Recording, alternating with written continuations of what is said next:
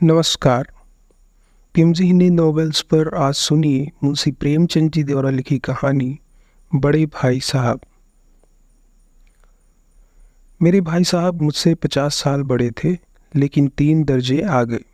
उन्होंने भी उसी उम्र में पढ़ाई करना शुरू किया था जब मैंने शुरू किया, लेकिन तालीम जैसे महत्व के मामले में वह जल्दबाजी से काम लेना पसंद न करते थे।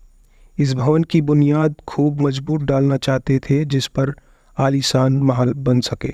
1 साल का काम 2 साल में करते थे, कभी कभी 3 साल भी लग जाते थे। बुनियाद ही पुख्ता ना हो तो मकान कैसे पायदार बने। मैं छोटा था, वह बड़े थे। मेरी उम्र 9 साल की, वह 14 साल के थे। उन्हें मेरी तमी और निगरानी का पूरा जन्मसिद्ध अधिकार था, और मेरी शालीनता इसी में थी कि उनके हुक्म को कानून समझूं।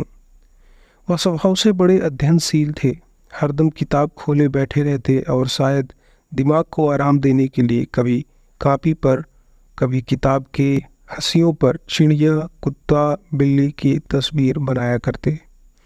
कभी कभी एक ही नाम या शब्द या वाक्य 10-20 बार लिख डालते। कभी एक शेर को बार बार सुंदर अक्षर से नकल करते, कभी ऐसी शब्द रचना करते जिसमें न कोई अर्थ होता, न कोई सामंजस्य। मसलन एक बार उनकी कॉपी पर मैंने एक इबारत देखी, स्पेशल अमीना, भाइयों भाइयों, दरअसल भाई भाई, राधे श्याम, श्रीयुक्त राधे श्याम। 1 घंटे तक इसके बाद एक आदमी का चेहरा बना हुआ था। मैंने चेष्टा की इस पहेली को कोई अर्थ निकालो, लेकिन असफल रहा। उनसे पूछने का भी साहस ना हुआ। वह 9वीं जमात में थे, मैं 5वीं में। उनकी रचनाओं को समझना मेरे लिए छोटा मुंह बड़ी बात थी। मेरा जी पढ़ने में बिल्कुल न लगता था। 1 घंटा भी किताब लेकर बैठना पहाड़ था। मौका पाते ही हॉस्टल से निकलकर मैदान में आ जाता और अभी कभी कंकरियां उछालता, कभी कागज के तितलियां उड़ाता, और कहीं कोई साथी मिल गया तो पूछना ही क्या। कभी 4 दीवारी पर चढ़कर नीचे कूद रहे, कभी फाटक पर वार उसके आगे पीछे चलते हुए मोटर कार का आनंद उठा रहे हैं। लेकिन कमरे में आते ही भाई साहब का रौद्र रूप देखकर प्राण सूख जाते। उनका पहला सवाल होता, कहाँ थे। हमेशा यही सवाल इसी ध्वन में पूछा जाता था, और इसका जवाब मेरे पास केवल मौन था। न जाने मुँह से यह बात क्यों न निकलती कि जरा बाहर खेल रहा था। मेरा मौन कह देता कि मुझे अपना अपराध स्वीकार है, और भाई साहब के लिए इसके सिवा और कोई इलाज न था कि रोज से मिले हुए शब्दों में मेरा सत्कार करें। इस तरह अंग्रेजी पढ़ोगे तो जिंदगी भर पढ़ते रहोगे और एक हर्फ ना आएगा। अंग्रेजी पढ़ना कोई हंसी खेल नहीं है कि जो चाहे पढ़ ले। नहीं, ऐरा गैरा नत्थु खैरा सभी अंग्रेजी के विद्वान हो जाते। यह रात दिन आंखें फोड़नी पड़ती हैं और खूब जलना पड़ता है, तब जाकर कहीं यह विधा आती है। और आती क्या है? हाँ कहने को आती है। बड़े बड़े विद्वान भी शुद्ध अंग्रेजी नहीं लिख सकते, बोलना तो दूर रहा। और मैं कहता हूँ, तुम कितने धोधा हो कि मुझे देखकर भी सबक नहीं लेते। मैं कितनी मेहनत करता हूँ और तुम अपनी आँखों से देखते हो। अगर नहीं देखते हो, या तुम्हारी आँखों का कसूर है, तुम्हारी बुद्धि का कसूर है। इतने मेले तमाशे होते हैं, मुझे तुमने कभी देखा है जाते हुए? रोज ही क्रिकेट और हॉकी के मैच होते हैं, मैं पास भी नहीं फटकता, हमेशा पढ़ता रहता हूँ। फिर तुम कैसे आशा करते हो कि तुम यूँ खेल कूद के वक्त गंवा कर पास हो जाओगे?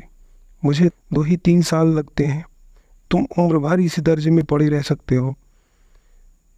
अगर तुम इस तरह उम्र गंवानी है तो बेहतर है घर चले जाओ और मज़े से गुल्ली डंडा खेलो। दादा की गाड़ी कमाई के रुपयों को बर्बाद करते हो। मैं यह लताड़ सुनकर आंसू बहाने लगता। जवाब ही क्या था?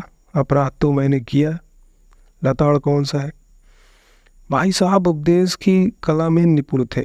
ऐसी लगती बातें कहते, ऐसे ऐसे सुक्ति बाण चलाते कि मेरे जिगर के टुकड़े हो जाते। और हिम्मत छूट जाती।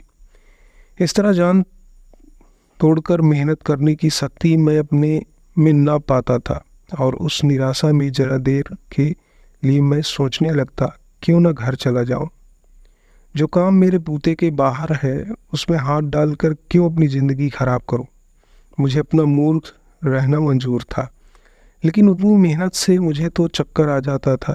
लेकिन घंटे 2 घंटे बाद निराशा के बादल फट जाते और मैं इरादा करता कि आगे से खूब जी लगाकर पढ़ूंगा। चटपट एक टाइम टेबल बना डालता, बिना पहले से नक्शा बनाए, बिना कोई स्कीम तैयार किए काम कैसे शुरू करूं।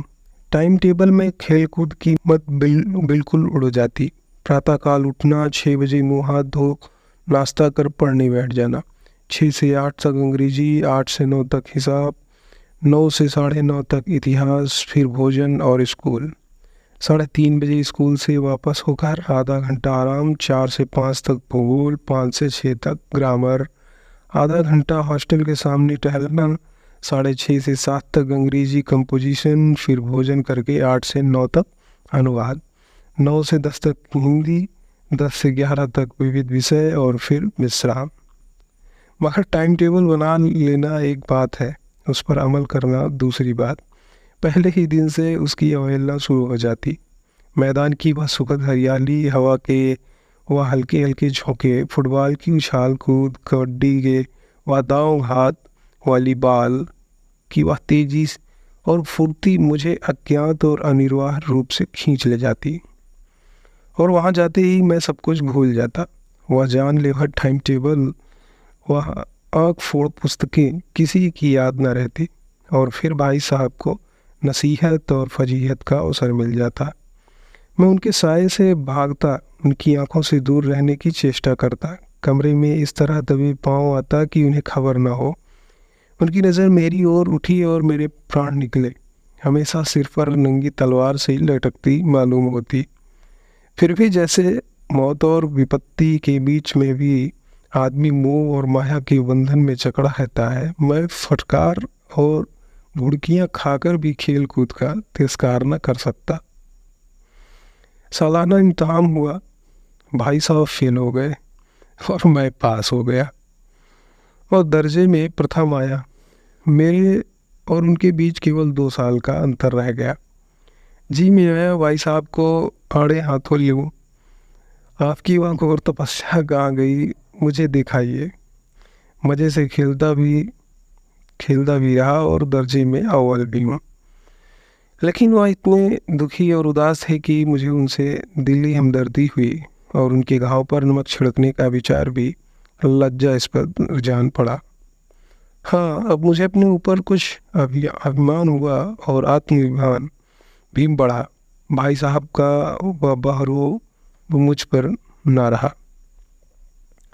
आज़ादी से खेलकूद में शरीक होने लगा। दिल मजबूत था। अगर उन्होंने फिर मेरी फजीहत की तो साफ कह दूंगा, आपने अपना खून जलाकर कौन सा तीर मार लिया। मैं तो खेलते कूदते दर्जे में अव्वल आ गया। जवाब से एकड़ी जताने का साहस न होने पर भी मेरे रंग ढंग से साफ जाहिर होता था कि भाई साहब का वह आतंक हम मुझ पर नहीं है। भाई साहब ने इसे भांप लिया। बुद्धि बड़ी तीव्र थी और एक दिन जब मैं भोर का सारा समय गुल्ली डंडे की भेंट करके ठीक भोजन के समय लौटा तो भाई साहब ने मानो तलवार खींच ली और मुझ पर टूट पड़े। देखता हूँ इस साल पास हो गए और दर्जे में अव्वल आ गए हो तो तुम्हें दिमाग हो गया है, मगर भाईजान घमंड तो बड़े बड़े का नहीं रहा। तुम्हारी क्या हस्ती है। इतिहास में रावण का हाल तो पढ़ा ही होगा। उसके चरित्र से तुमने कौन सा उपदेश लिया, या यूं ही पढ़ गए। महज इम्तहान पास कर लेना कोई चीज़ नहीं, असल चीज़ है बुद्धि का विकास। जो कुछ पढ़ो उसका अभिप्राय समझो। रावण भूमंडल का स्वामी था। ऐसे राजों को चक्रवर्ती कहते हैं। आजकल अंग्रेजों के राज्य का विस्तार बहुत बड़ा हुआ है, पर इन्हें चक्रवर्ती नहीं कह सकते। संसार में उनको राष्ट्र अंग्रेजों का आधिपत्य स्वीकार नहीं करते, बिल्कुल स्वाधीन है। रावण चक्रवर्ती राजा था। संसार के सभी मही उसे कर देते थे। बड़े बड़े देवता उसकी गुलामी करते थे। आग और पानी के देवता भी उसके दास थे, मगर उसका अंत क्या हुआ? घमंड ने उसका नाम निशान में तक मिटा दिया। कोई उसे एक चुल्लू पानी देने वाला भी न बचा। आदमी जो कुकर्म चाहे करे, पर अभिमान न करे, इतराए नहीं। अभिमान किया और दीन दुनिया से गया। शैतान का हाल भी पढ़ा ही होगा। उसे यह अनुमान हुआ था कि ईश्वर को का उससे बढ़कर सच्चा भक्त कोई है ही नहीं। अंत में यह हुआ कि स्वर्ग से नरक में ढकेल दिया गया। साहिरुम ने भी एक बार अहंकार किया था, भीख मांग मांग कर मर गया। तुमने तो अभी केवल एक दर्जा पास किया है और अभी से तुम्हारा सिर फिर गया है। तब तो तुम आगे बढ़ चुके। या समझ लो कि तुम अपनी मेहनत से नहीं पास हुए हो। अंधे के हाथ बटेर लग गई, मगर बटेर केवल एक बार हाथ लग सकती है, बार बार नहीं। कभी गुल्ली डंडे में भी अंधा चोट निशाना पड़ जाता है, उससे कोई सफल खिलाड़ी नहीं हो जाता। सफल खिलाड़ी वो है जिसका कोई निशाना खाली न जाए। मेरे फेल होने पर न जाओगे, मेरे दर्जे में आओगे तो दांतों पसीना आएगा। अब अलजबरा और ज्योमेट्री के लोहे के चने चबाने पड़ेंगे और इंग्लिस्तान का इतिहास पढ़ना पड़ेगा। बादशाहों के नाम याद रखना आसान नहीं। आठ हेनरी को गुजरे हैं। कौन सा कांड किस हेनरी के समय हुआ, क्या याद कर लेना आसान समझते हो? हेनरी 7वें की जगह हेनरी 8वां लिखा और सब नंबर गायब। सफा चक। सिर्फ वही न मिलेगा, सिफर भी हो किस ख्याल में? दर्जनों तो जेम्स हुए, दर्जनों विलियम, कोड़िया चार्ल्स। दिमाग चक्कर खाने लगता है, आंधी रोग हो जाता है। इन अभागों के नाम भी न जुड़ते थे। एक ही नाम के पीछे दोयम, तेयम, चारम, पंचम लगाते चले गए। मुझसे पूछते हो तो 10 लाख नाम बता देता। और ज्योमेट्री तो बस खुदा की पनाह। आ बा जा की जगह आ जा बा लिख दिया और सारे नंबर कट गए। कोई दिन निर्दयी ममताहीनों से नहीं पूछता कि आखिर आ बा जा और आ जा बा में क्या फ़र्क है, और व्यर्थ की बात के लिए क्यों छात्रों का खून करते हो? दाल भात रोटी खाई या भात दाल रोटी खाई, इसमें क्या रखा है? मगर इन परीक्षकों को क्या परवाह? वह तो वही देखते हैं जो पुस्तक में लिखा है। चाहते हैं कि लड़के अक्षर अक्षर रट डाले, और इसी रटंत का नाम शिक्षा रख छोड़ा है। आखिर इन बेसिर पहर की बातों के पढ़ने से क्या फ़ायदा? इस रेखा पर वह लंबा गिरा दो तो आधार लंब से दुगना होगा। पूछिए, इससे प्रयोजन दुगना नहीं चौगुना हो जाए या आधा ही रहे? मेरी बला से लेकिन परीक्षा में पास होना है तो यह सब खुराफात याद करनी पड़ेगी। कह दिया, समय की पाबंदी पर एक निबंध लिखो जो 4 पन्नों से कम ना हो। अब कापी सामने खोले, कलम हाथ में लिए, उसके नाम को कर रोइए। कौन नहीं जानता कि समय की पाबंदी बहुत अच्छी बात है। इससे आदमी के जीवन में संयम आ जाता है, दूसरों का उस पर स्नेह होने लगता है और उसके कारोबार में उन्नति होती है। जरा सी बात पर 4 पन्ने कैसे लिखे? जो बात एक वाक्य में कही जा सकती है उसे 4 पन्ने में लिखने की जरूरत? मैं तो इसमें इसे हिमाकत समझता हूँ।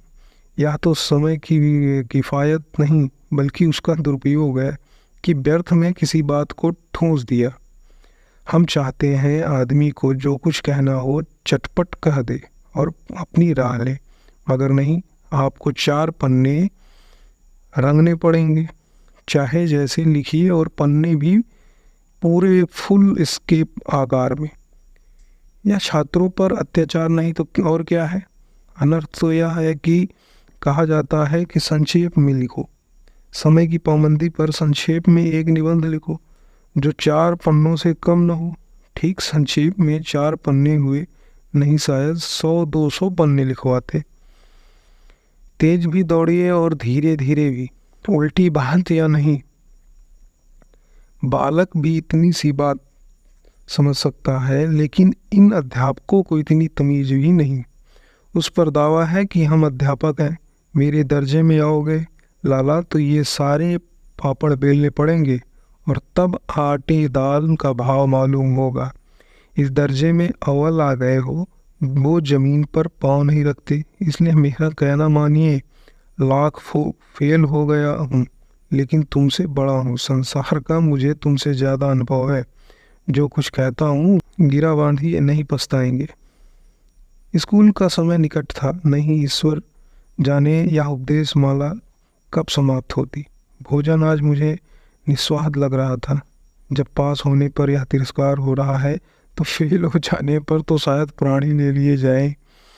भाई साहब ने अपने दर्जे की पढ़ाई का जो भयंकर चित्र लिख खींचा था उसने मुझे भयभीत कर दिया। कैसे स्कूल छोड़कर घर नहीं भागा, यही ताजुब है। लेकिन इतने तिरस्कार पर भी पुस्तकों में मेरी अरुचि ज्यों की त्यों बनी रही। खेल कूद का कोई अवसर हाथ से न जाने देता। पढ़ता भी था मगर बहुत कम, बस इतना कि रोज का टास्क पूरा हो जाए और दर्जे में जलील ना होना पड़े। अपने ऊपर जो विश्वास पैदा हुआ था वह फिर लुप्त हो गया और फिर चोरों का सा जीवन कटने लगा। फिर सालाना इम्तहान हुआ और ऐसा संयोग हुआ कि मैं फिर पास हुआ और भाई साहब फिर फेल हो गए। मैंने बहुत मेहनत न की पर न जाने कैसे दर्जे में अव्वल आ गया। मुझे खुद अचरज हुआ। भाई साहब ने प्राणांतक परिश्रम किया था, कोर्स का एक एक शब्द चाट गए थे। 10 बजे रात तक इधर, 4 बजे भोर से उधर, 6 से 9:30 तक स्कूल जाने के पहले। मुद्रा कांतिहीन हो गई थी मगर बेचारे फेल हो गए। मुझे उन पर दया आती थी। नतीजा सुनाया गया तो वह रो पड़े और मैं भी रोने लगा। अपने पास होने वाली खुशी आधी हो गई और मैं भी फेल हो गया होता तो भाई साहब को इतना दुख ना होता। लेकिन विधि की बात कौन टाले। मेरे और भाई साहब के बीच अब केवल एक दर्जे का अंतर और रह गया। मेरे मन में एक कुटिल भावना उदय हुई कि कहीं भाई साहब का 1 साल और फेल हो जाए तो मैं उनके बराबर हो जाऊं। फिर यह किस आधार पर मेरी फजीहत कर सकेंगे। लेकिन मैंने इस कमीने विचार को दिल से बलपूर्वक निकाल डाला। आखिर वह मुझे मेरे हित के विचार से ही तो डांटते हैं। मुझे उस वक्त अप्रिय लगता है और अवश्य, मगर यह शायद उनके उपदेश का ही असर हो कि मैं दनादन पास हो जाता हूँ और इतने अच्छे नंबरों से। अब कि भाई साहब बहुत कुछ नरम पड़ गए थे। कई बार मुझे डांटने का अवसर पाकर भी उन्होंने धीरज से काम लिया। शायद अब वह खुद समझने लगे थे कि मुझे डांटने का अधिकार उन्हें नहीं रहा, या रहा तो बहुत कम। मेरी स्वच्छंदता भी बढ़ी। मैं उनकी सहिष्णुता का अनुचित लाभ उठाने लगा। मुझे कुछ ऐसी धारणा हुई कि मैं तो पास ही हो जाऊंगा, पढ़ूं या ना पढ़ूं, मेरी तकदीर बलवान है। इसलिए भाई साहब के डर से जो थोड़ा बहुत पढ़ लिया करता था वह भी बंद हुआ। मुझे कनकौवे उड़ाने का नया शौक पैदा हो गया था और अब सारा समय पतंगबाजी ही भेंट होती। फिर मैं भाई साहब का अदब करता था और उनकी नज़र बचाकर कनकौवे उड़ाता था। मांझा देना, कन्ने बांधना, पतंग टूर्नामेंट की तैयारी आदि समस्याएं अब गुप्त रूप से हल की जाती थी। भाई साहब को यह संदेह न करने देना चाहता था कि उनका सम्मान और लिहाज मेरी नज़रों से कम हो गया है। एक दिन संध्या समय हॉस्टल से दूर में एक कौवा लूटने बनतहासा दौड़ा जा रहा था। आंखें आसमान की ओर थी और मन उस आकाशगामी पथिक की ओर जो मंद गति से झूमता पतन की ओर चला जा रहा था। मानो कोई आत्मा स्वर्ग से निकलकर विरक्त मन के नए संसार ग्रहण करने जा रही हो। बालकों की यह एक पूरी सेना लगे और झाड़दार बांस लिए उनका स्वागत करने की को दौड़ आ रही थी। किसी को अपने आगे पीछे की खबर न थी। सभी मानो उस पतंग के साथ ही आकाश में उड़ रहे थे जहाँ सब कुछ समतल है, ना मोटर कारें हैं, न ट्राम, न गाड़ी। सहसा भाई साहब मेरी मुठभेड़ हो गई, जो शायद बाजार से लौट रहे थे। उन्होंने वही मेरा हाथ पकड़ लिया और उग्र भाव से बोले, इन बाजारी लौंडों के साथ दिल्ली में कनकौवे के लिए दौड़ते हुए तुम्हें शर्म नहीं आती? तुम्हें इसका भी कुछ लिहाज नहीं कि अब नीचे जमात में नहीं हो बल्कि 8वीं जमात में आ गए हो और मुझसे केवल एक दर्जा नीचे हो। आखिर आदमी को कुछ तो अपनी पोजीशन का ख्याल करना चाहिए। एक ज़माना था कि लोग 8वां दर्जा पास करके नायब तहसीलदार हो जाते थे। मैं कितनी ही मिड़लछियों को जानता हूँ आज अव्वल दर्जे में डिप्टी मजिस्ट्रेट या सुप्रिटेंडेंट हैं। कितनी ही 8वीं जमात वाले हमारे लीडर और समाचार पत्रों के संपादक हैं। बड़े बड़े विद्वान उनकी मातहती के काम करते हैं और तुम उसी 8वें दर्जे में आकर बाजारी लौंडों के साथ कनकौवे के लिए दौड़ रहे हो। मुझे तुम्हारी इस कमकौवी पर दुख होता है, कम अकली पर दुख होता है। तुम जहीन हो इसमें शक नहीं, लेकिन वह जेहन किस काम का जो हमारे आत्मगौरव की हत्या कर डाले? तुम अपने दिन में समझते होगे मैं भाई साहब से महज एक दर्जा नीचे हूँ। अब उन्हें मुझको कुछ कहने का हक नहीं है, लेकिन यह तुम्हारी गलती है। मैं तुम्हें 5 साल बड़ा हूँ और चाहे आज तुम मेरी ही जमात में आ जाओ और परीक्षकों का सही यही हाल है, तो निसंदेह अगले साल तुम मेरे समकक्ष हो जाओगे और शायद 1 साल बाद तुम मुझसे आगे निकल जाओ। लेकिन मुझ में और जो 5 साल का अंतर है उसे तुम क्या खुद भी नहीं मिटा सकते? मैं तुम्हें 5 साल बड़ा हूँ और हमेशा रहूँगा। मुझे दुनिया और ज़िंदगी का जो तजुर्बा है तुम उसकी बराबरी नहीं कर सकते, चाहे तुम एम ए डी फिल और डी लिट ही क्यों ना कर लो। समझ किताब पढ़ने से नहीं आती। हमारी अम्मा ने कोई दर्जा पास नहीं किया और दादा भी शायद 5वीं जमात के आगे नहीं गए हों, लेकिन हम दोनों चाहे सारी दुनिया की विधा पढ़ लें, अम्मा और दादा को हमें समझ और सुधारने का अधिकार हमेशा रहेगा। केवल इसलिए नहीं कि वे हमारे जन्मदाता हैं, बल्कि इसलिए कि उन्हें दुनिया का हमेशा ज़्यादा तजुर्बा रहा है। अमेरिका में किस तरह की राज्य व्यवस्था है और 8वें हेनरी ने कितने विवाह किए और आकाश में कितने नक्षत्र हैं, या बातें चाहे उन्हें न मालूम हो, लेकिन हजारों ऐसी आते हैं जिनका ज्ञान उन्हें हमसे और तुमसे ज़्यादा है। दया न करे आज मैं बीमार हो जाऊं तो तुम्हारे हाथ पांव फूल जाएंगे। दादा को तार देने के सिवा तुम्हें और कुछ न सूझेगा, लेकिन तुम्हारी जगह पर दादा हो तो किसी को तार न देने, न घबराए, न पहले मर्ज पहचान कर इलाज करेंगे। उसमें सफल न हुए तो किसी डॉक्टर को बुलाएंगे। बीमारी तो खैर बड़ी चीज़ है। हम तुम तो इतना भी नहीं जानते कि महीने भर कैसे चले। जो कुछ दादा भेजते हैं उसे हम 20-22 तक खर्च कर डालते हैं और पैसे को मोहताज हो जाते हैं। नाश्ता बंद हो जाता है, धोबी और नाई से मुंह चुराने लगते हैं। लेकिन जितना आज हम और तुम खर्च कर रहे हैं उसके आधे में दादा ने अपनी उम्र का बड़ा भाग इज्जत और नेकनामी से साथ निभाया है और एक कुटुंब का पालन किया है जिसमें सब मिलकर 9 आदमी थे। अपने हेडमास्टर साहब ही को देख लो, एमए है कि नहीं, और यहाँ के एमए नहीं ऑक्सफोर्ड के 1000 रुपये पाते हैं, लेकिन उनके घर इंतजाम कौन करता है? उनकी बूढ़ी माँ। हेडमास्टर साहब की डिग्री यहाँ बेकार हो गई। पहले खुद घर का इंतजाम करते थे, खर्च पूरा न पड़ता, कर्जदार रहते थे। जब से उनकी माताजी ने प्रबंध अपने हाथ में ले लिया है, जैसे घर में लक्ष्मी आ गई। तो भाईजान यह जरूर दिल से निकाल डालो कि तुम मेरे समीप आ गए हो और अब स्वतंत्र हो। मेरे देखते तुम बेराह नहीं चल पाओगे। अगर तुम यूं ना मानोगे तो मैं उन्हें थप्पड़ दिखाकर इशारा करते हुए कहा, इसका भी प्रयोग कर सकता हूँ। मैं जानता हूँ तुम्हें मेरी बातें जार लग रही हैं। मैं उनकी इस नई युक्त से नतमस्तक हो गया। मुझे आज सचमुच अपनी लभ्यता का अनुभव हुआ और भाई साहब के प्रति मेरे तब में श्रद्धा उत्पन्न हुई। मैंने सजल आंखों से कहा, हरगिज नहीं, आप जो कुछ फरमा रहे हैं वह बिल्कुल सच है और आपको कहने का अधिकार है। भाई साहब ने मुझे गले लगा लिया और मेरा जी भी ललचाता, लेकिन क्या करूं, खुद बेराह चलूं तो तुम्हारी रक्षा कैसे करूं?